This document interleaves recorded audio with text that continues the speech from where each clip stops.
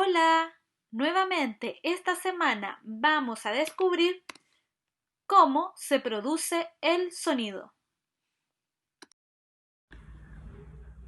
Hola, nuevamente vamos a descubrir cómo se produce el sonido. Y esta semana trabajaremos el sonido G. ¿Sí? Pero antes de comenzar, quiero que recordemos que nuestra lengua la dividimos en tres partes, ¿sí? Esta zona de acá es la zona anterior.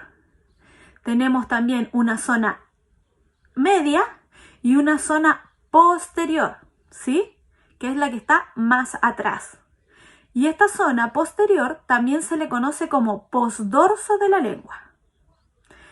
Entonces, el sonido que trabajamos esta semana, que es el sonido G, es un sonido velar, ¿sí? Y se produce cuando el posdorso de la lengua, es decir, la zona posterior de la lengua, se levanta y toca levemente la zona posterior del paladar y el velo, ¿sí? También durante la producción de este sonido, la punta de nuestra lengua se dirige hacia los incisivos inferiores. Estos.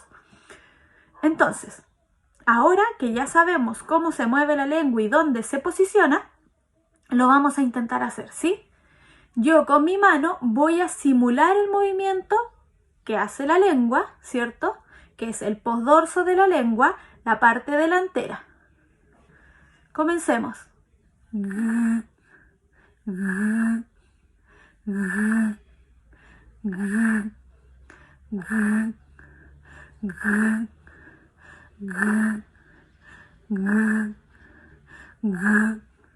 Como pueden ver en la producción de este sonido, el posdorso de la lengua va hacia atrás y se levanta y la zona anterior o la punta de la lengua se dirige hacia abajo, hacia los incisivos inferiores.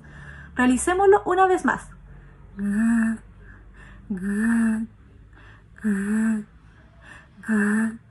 Muy bien, espero que ustedes también lo hayan podido realizar. ¡Nos vemos! Ahora con vocales. Ga, ge, gui, go, gu. ¡Hasta pronto!